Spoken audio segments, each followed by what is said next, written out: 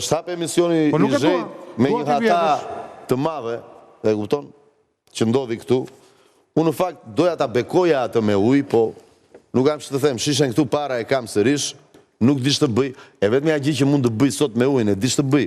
Është ke pasysh kur ikim varosim dikë, e kupton, ndajet nga jeta, ne pim një gotë raki dhe edhim një raki, e thonë, lagim tokën.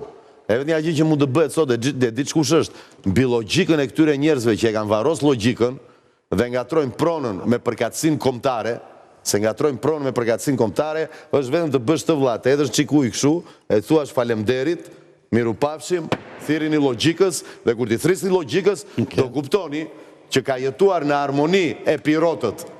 Dhe shembulli më i mirë është Marko Boçari, kur botoi fjalorin e parë shqip greqisht.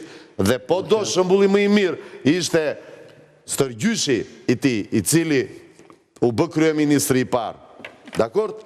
Dhe ke një shtet Helen që është themeluar nga Arvanitasit. Ke një shtet Helen dhe ke një Athinë që kur kishte 8.000 banor, 7.000 ishin Arvanitas. Ti e di çfarë emri kam unë apo? Dhe e di, unë e di kush janë kulluriotët. Kulluriotët unë e di kush janë. Më fal zhej e mbarova. Pra, ai flamur i Shqiponjës me 2 krena, që e zgjodhi Gjergj Kastrioti, ishte flamuri luftarak i Bizantit. Në një shtet të shpikur dhe me një flamur të shpikur, të ri, okej, unë pa tjetër respektoj çdo lloj ideologjie dhe përkatësie etnike të secilit, po jo të lajthisim komplet.